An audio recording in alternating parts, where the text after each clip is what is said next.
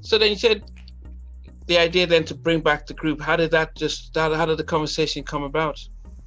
Well, Kelvin, I mean, I really didn't at that time. I didn't want to do the group because we was doing other production, and I'm like, yeah, we up in age, yeah, we don't want to do that. Even though we saw other groups coming back out, but Kelvin's like, yo, let's do Basic Black. And I'm telling you, we do it, it's gonna work. When was this? What year was this? Around what year was this? 3 years ago. About 3 years ago. Okay. And Kelvin lives about 5 minutes away from me, so he's driving to my house. Yo, dude, come on, man, let's just ride with me. Let's talk about it. And I really didn't want to do it. And then next thing you know, a friend of mine from Columbus, a guy named Matrix, he hit me up. He was like, yo, man, this dude some special kind of food over. I'm like, huh? Out the blue, he come telling me this.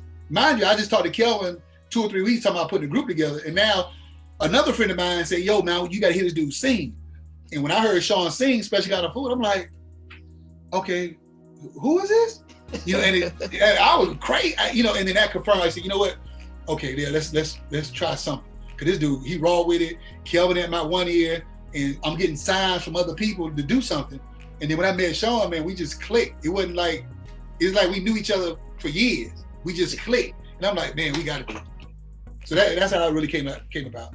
Like with Sean, because if you're the first one to join in, how did the song come about for you that you kind of remember the song and you were singing it all? And did you know the group at all?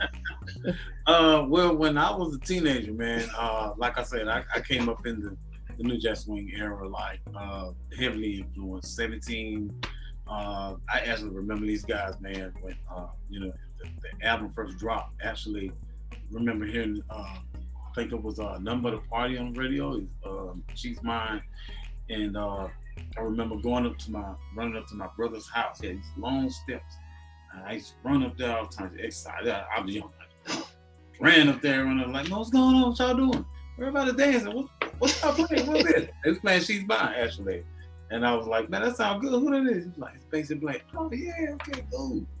And I was like, we just had a good time. We listened to the album, the original album, Basic Black album, and I was like, man, let me borrow that. He was like, no, you gotta get your own. So I went to mama. They had a commercial on back then. I'm like, oh no, my brother, you got to get your own. And that's what he said to me. He used to always quote that. Javier. Javier. Yeah, he did not. I was like, I went to my mom. I said, Mom, you got to get me this album called Basic Black. So she bought it, and I had it on cassette. Cassette. And yeah, man. And that's how I just played it over and over again, especially Kind of Food, my favorite song. So heavily influenced by music, actually hearing Dezo's voice, which encouraged me to do R&B, because I was trying to be a rapper at the time. I ain't gonna even lie. Okay. I got rapping, and you couldn't tell me I wasn't gonna be the next LL Cool J or something like that. So after Basic Black came out, I was like, I think we'll try this rapping stuff, so the singing stuff. So I actually was in a group at the time. It's still a rap group, but we kind of incorporated R&B in it. Okay. And I was singing to girls on the phone, and I was singing that Special Kind of Food, and they would love it. So it's like, I think this is what I'm about to do. I'm about to switch it up to R&B. So I start penning R&B and start getting real good at it, and start honing my craft, and just always did it. Try to get on Jack the Rapper, and man would watch BET and Yo MTV Raps, and stay late at night to watch Track Masters, and to come up. Remember when TV went off, when the American flag came on? Yeah. I would sit up and watch TV. That happened, wow. And I would go to bed. So it was like I was, just heavily influenced. New Jack Swing, Teddy Riley, all the whole era. So you fast forward to me just doing music and just being in the scene. I wound up doing a lot of DJ Scream stuff. I was on Paulie from the Franchise Boys mixtape. Twins mixtape. I wound up being on John Jesus mixtape. Start working with a guy named African who did put that on everything with Anthony Hamilton and Young Jeezy. I did some production, little stuff with them. I started working with a real super producer who worked with Butter, who did Throw Some D's on it, and Money Over. I started working with him, and I just kind of just interacting with a lot of people in the business, and just found my way and decided to do my own project. And then me and Rio did my project. And on my project, I was like, man, we got to put one more song on. I was like, what you thinking? I was like, let's do a cover. What cover you thinking? There's a song back in the day called Special Kind of Food. Special Kind of Food. A group called Basic Black. Man, everybody go to that. Let's try that. So we I said, how we gonna do it? I was gonna listen to the song.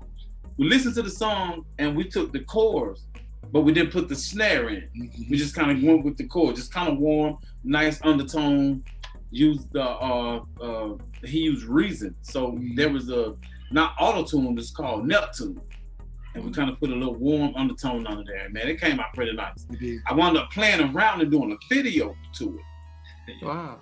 And that video actually got like 5,000 views quick. And because I guess the song, everybody always search that song. Right. So Donna Griffin took it down. She took it down. Yeah. Oh, the video's not up. She took that down. After Dezo died, she took that video down. Yeah, Donna Griffin took it down. But it's all cool. Hey, it did what it's supposed to do. It never put me in there before that happened. So she can take it down. So shout out to Donna. I love you. What happened is I wound up I was at the gas station getting gas, and I was at the gas station getting gas, and his friend Matrix was like, "What's going on, man?" I was like, "What's going on?" He said, "Man, I got some of these Cooley C beats I want you to hear." I was like, "Cooley C, back in the day we did Kilo and all." He was like, "Yeah." I said, "Cool. Where you get some Cooley C beats from?" Because he was just a guy that did music. I didn't take him that serious, but he actually knew a lot of people. And he was like, "Okay, cool. This is what we're gonna do." He was like, "I'm working with my boy Spec." Matter of fact, he need to hit. I said, "Spec, come here." He said, "Basic Black." I said, "You know him for real?" He said, "Yeah, I know him for real." I'm like, "Stop playing." He was like, I said, "Okay, cool. I want to meet that guy." He said, "Yeah, I know him at KB." I was like, "Cool." I said, he said, "Matter of fact, I'm gonna call him right now." I said, "I can cover one of these songs on my album." And showed him the video. He was like, "Oh no, he got to see this."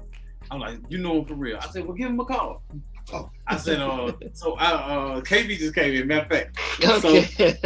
So I wound up, so he wound up sending it to Spec. Spec gave me a call, and he offered me to come to the studio here, and I came here and met Michael Songs White, and that night we did one of the songs on the new album called Shelter.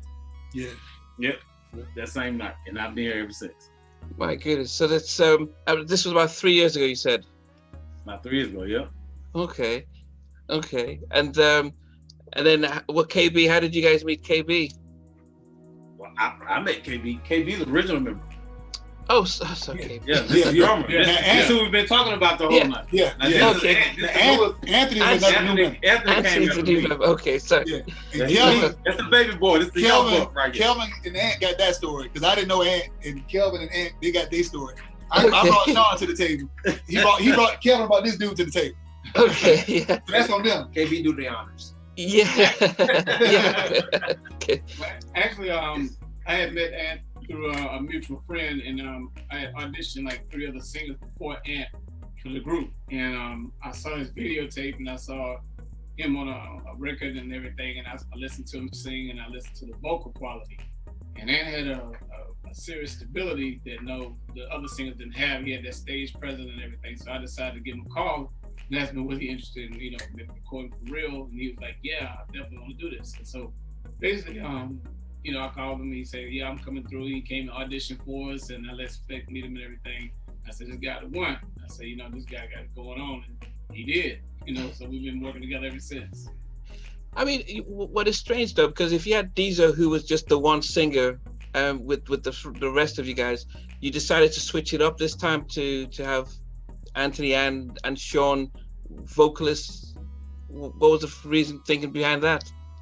Well, basically, we just wanted to try something new, because one of our members had went in a different direction, and me and Spec still wanted to do the Basic Black group, and we said, well, let's try 2 singers this time. So we just put them up in front, put them in the audition state, and everything went down. It just kind of connected. The chemistry was there. Okay. And we just really liked their vocals, and they brought a lot to the group, a lot of energy. What was the thing that inspired you to when you reached out to Spec, say let's reform? What were you seeing that you think we need to go back in? Probably, I'm gonna let him know. Prior to that, we talked about. I didn't want to do basic black at the time. Yeah. He had to convince me to do it. So yeah, what happened? What were you seeing around that saying, we need to come back?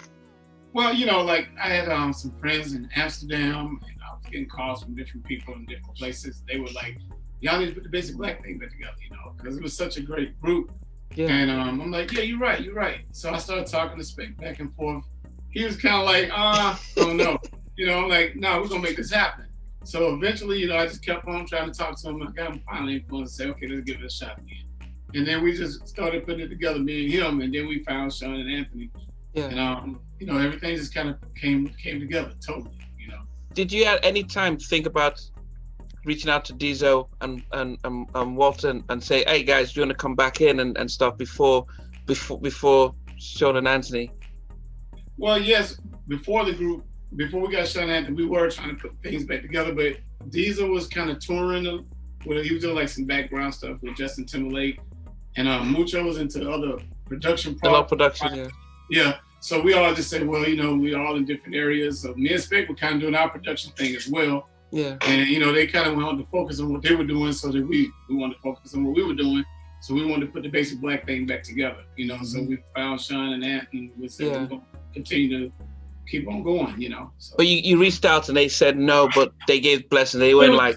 They were just basically busy. They was just, and they like they weren't gonna have time, and so we were trying to do our thing, they were trying to do their thing, so we were like, we're gonna have to move on, and they're like, okay, we got it. So I think some of the things you find out with groups who are big at one point and sort of split away is that they focus on going back to the back catalog, but you just have that one album. Did you realize, wow, we've got a little problem here compared to others who've had at least 2 or 3 albums, that we needed to not only be able to perform our old stuff really well, but we need to bring stuff that is equally as appealing because we didn't have the catalog like most of the other bands? I'm expecting. It wasn't really. For my opinion of it in my process, it was that we already knew with Sean and Ant they could sing, so we wasn't worried about the old catalog. We knew that we can handle that. Me and Kelvin did all the production on it, so we knew the music was going to be great. When we're performing the old music, the old catalog, we knew the vocals were going to be great because the guys can handle it. And one thing that we always told them, don't try to sound like Dezo, do what you do. People love the songs regardless. So you're not going to try to sound like anybody else, because that's Sean, that's Anthony. We all grown men. We're not going to try to tell them to mimic anybody. That's why the album we have out now called The Resurrection. It's Resurrection because we're resurrecting the basic black. We're coming back out. We got 2 new members. It's a kind of same situation. Brand new members in the group. So we got a New Jack Swing song in there called The Anthem, which pays homage to the New Jack Swing, but it actually brings a little bit more newness to the group because of Sean and Ant. And the newer project that we have coming out is even more focused on Ant and Sean vocals, their writing abilities, and just the newer sound. We're not stepping back. We're moving on, and that's one thing that we all agreed upon. That you have to keep reinventing yourself. That's how you keep new. That's how you keep out there. That's how you keep going. A lot of people, we want that old New Jack sound. We can do the old New Jack sound, but nobody will buy it. I hate to say that. We're gonna have at least one New Jack on there, but some people are not gonna get it. Yeah, Bruno Mars do it. Yeah, people gonna buy it because it's Bruno Mars and Chris Brown can do it. But when you're not brand new, but when you're a group coming back out, you're from the '90s. We can come out and sound like that old school R&B that everybody wants to hear, but everybody's not streaming it, buying it. You know what I'm saying? So it's kind of hard when people say, I want that old music. We give it to y'all. Just like the new album, we got Always, Shelter, Right Here. We got all these songs on there that are amazing, that's great. And we get a lot of love from it, but it's still not being pushed the way we want it to be pushed. You know? Even though we're giving you that R&B, the people, the radio don't play great R&B anymore. Yeah. So there's always this thing. I mean, once you both have this comfortable life being in the studio, to go on the road again. I mean, did you guys think it was going to be that easy just to go from city to city and perform? I mean, leave the comfort of Atlanta and having to go to New York and stuff. Were you guys all prepared for that? Meaning when we were today and all that? Well, no, now that when you reformed. I mean, before COVID, but I'm just thinking when you came back 3 years ago, did you think, oh goodness, you know? Well, for me, I know everybody got their own opinion. But my opinion was, for me, it was easy because I knew about the road. We bag up band, we knew what to expect. For me, I was more happy because I get to see Sean and Ant, who they've done shows, but not to the caliber where we're going, and just to see them and the people loving them, it just made the situation, because we've been there, and now we're able to bring other people up to see the light. And then, you know, Ant, he acts, he does, you know, he has a few movies and other stuff that he's doing. Sean's writing from other people as well, so everybody's branching out and we still friends. But it just amazed me to see people shouting their names and here and there. You know, it's fun to see that, man. Yeah. It's real fun to see that. That's my opinion. They might got something different. Oh, what about you, KB? Because I mean, you came up with the idea. Did you think, oh, let's go back on the road again and stuff? Well, to me, it's easy. It's fundamental. It's what we do. I mean, we're musicians, we're producers, we're songwriters, we're entertainers, and that's just part of the performance that comes with the job. It's like the thing, you know, what we do. And we love doing music, we love performing, we love writing, and we want to produce the songs that people are gonna love. So for me, and watching them, it was like super exciting to see them, you know, like two innovative singers that were coming along with their own styles. Spec, I mean, I've been with him musically since I can't remember, 4th grade maybe. Yeah. And we've been doing music forever, so performing for people is just like natural for us. Yeah. I mean, that's just where we come from. Yeah. So it was easy for me, totally easy. I guess for Sean and Anthony, I let them. Yeah. Well, for me, I say it was a different experience. I mean, I'm used to doing shows where you get on stage and introduce yourself and you come in. I'm not used to coming in with an intro. You know, after that, girls coming in signing breasts, and I'm like, man, I told KB when I had to sign my autograph, KB, what I do? He said, just sign your name on it. I said, oh, okay. We'll sign the name. See, that's what we love, man. Yeah, man. Then we had a show in Columbus, man. It was cool. Yeah. It was cool. I loved every minute of that. I didn't even want to get off the stage. I was like, we done? That was all the songs? Yeah. And we had an 1.5 hour long show. Wow. Yeah. And we like, man, and everybody was like, man, that was done. Y'all finished too early. They loved it. Yeah. Yeah. And we actually paid homage. We actually did a BBD song. We did a Bobby Brown song, you know, because they can sing anything. So we're able to incorporate in our shows, which back then we couldn't. You know, but nowadays, you know, people incorporate all type of music in their shows. Yeah. So that's what we try to do now as well. I mean, for Anthony, I mean, what was it like though? Because did you know Basic Black before you joined them? Because they were, you know, I mean, he the young one out the group too. Yeah, that's what I'm saying. Did you know Basic Black before you joined them? So I didn't know originally, you know, Basic Black. I knew of the sound. But it wasn't until I moved to Atlanta. I just got here about 2 years ago. So when I first moved here from Wilmington, Delaware, it was kind of, you know, new to me to, you know, hear of Basic Black.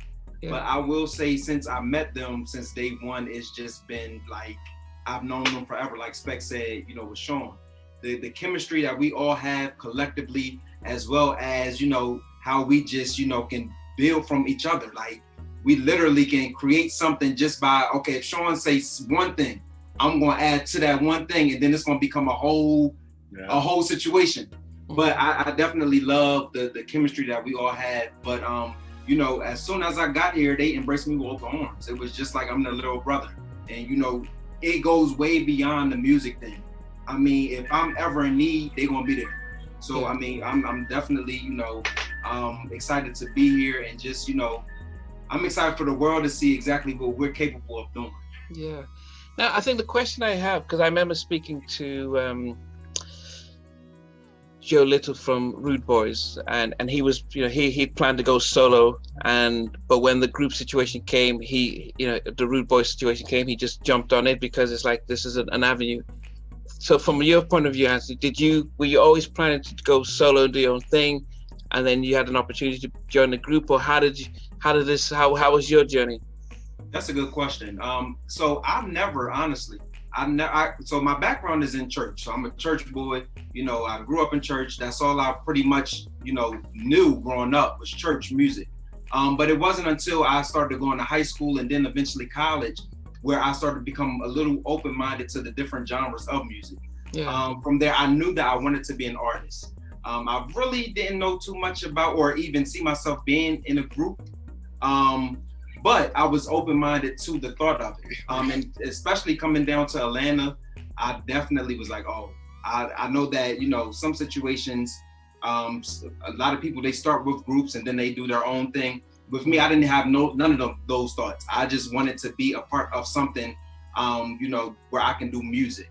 So for me, it was a little different. I did, you know, think about, you know, doing my solo projects. But I mean, even now, we still have some things that we, you know, do.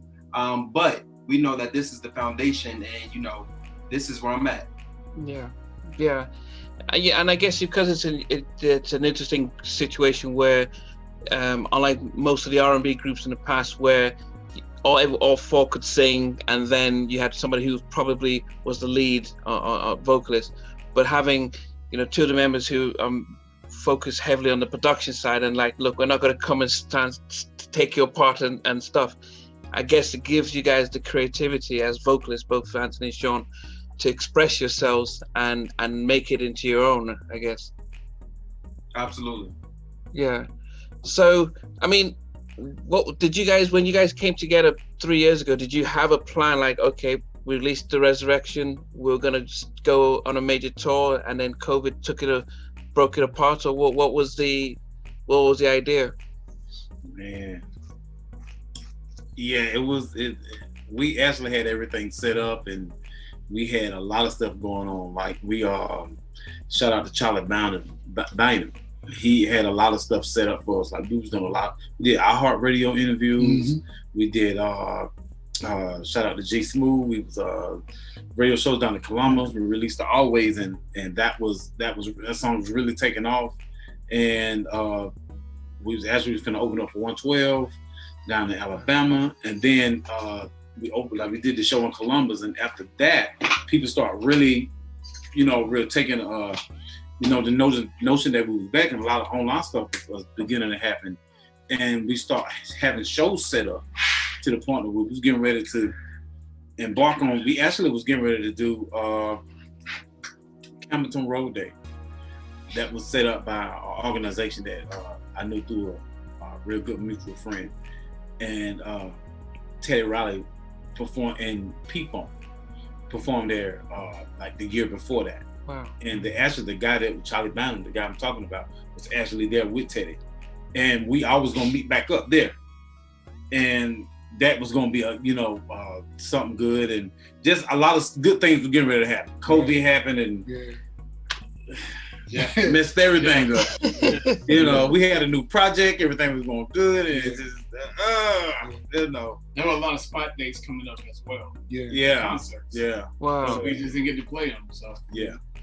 So in the time that you've had, what have you been able to do then? And since you couldn't be on the road, what have you guys been able to do? We did a virtual show. Yeah, we did a virtual show. Yeah, we did a virtual show. That was lit.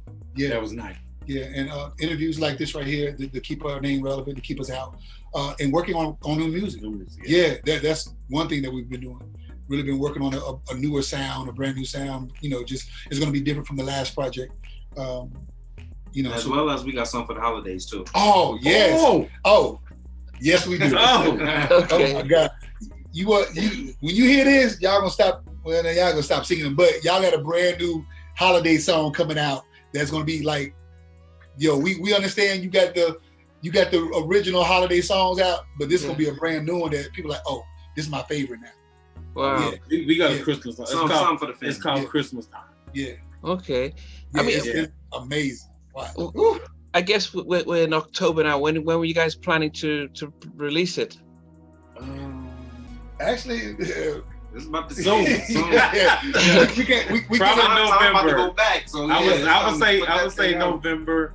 Okay. November. Okay. Like the first week of November, hopefully. Yeah. That's one, because it's actually been mixed and mastered, but we're not satisfied with the mix and master, so we got to send it back to get We mix and master until our liking, and that's when we're gonna drop. Y'all hear this, man? Oh my God! But this is a family. Like I'm telling you, this is a. What I tell you.